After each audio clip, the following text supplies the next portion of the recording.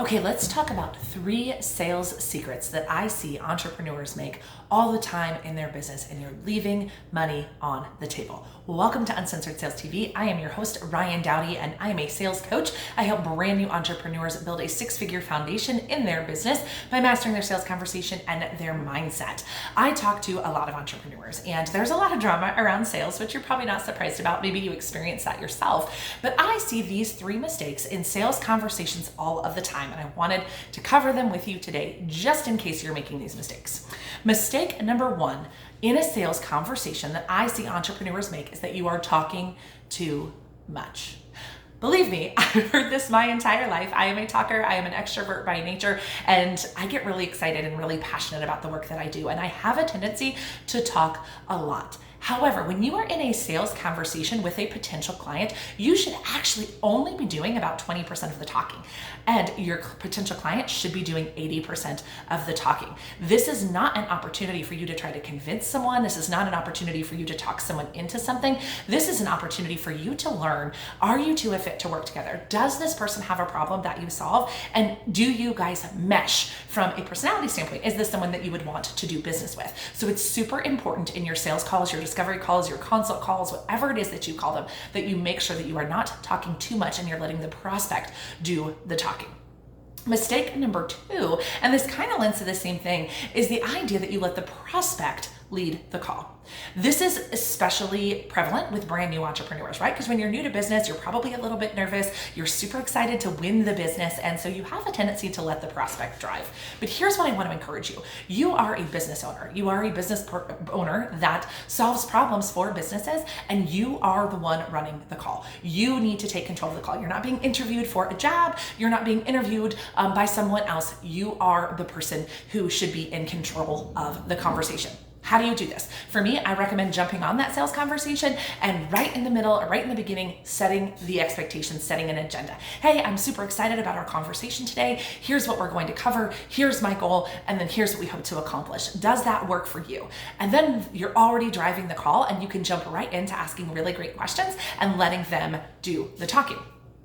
And the third mistake that I see people make all of the time in sales conversations is leaving the conversation without a scheduled next step.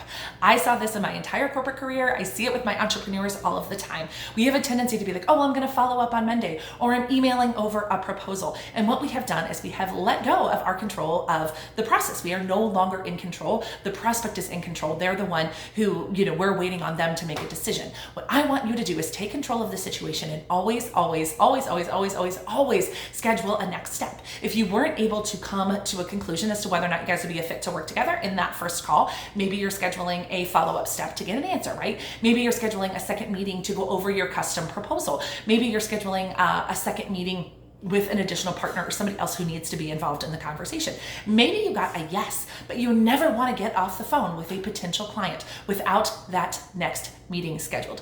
Bonus tip for you here, please stop emailing out your proposals. I see this happen all the time with my virtual assistants, my freelancers, my bookkeepers, my digital marketers, where they're like, hey, I'm just going to email over the proposal and wait and see. First of all, I really like to walk clients through proposals because I always want my proposal to be super customized to exactly the words that they use during the discovery session.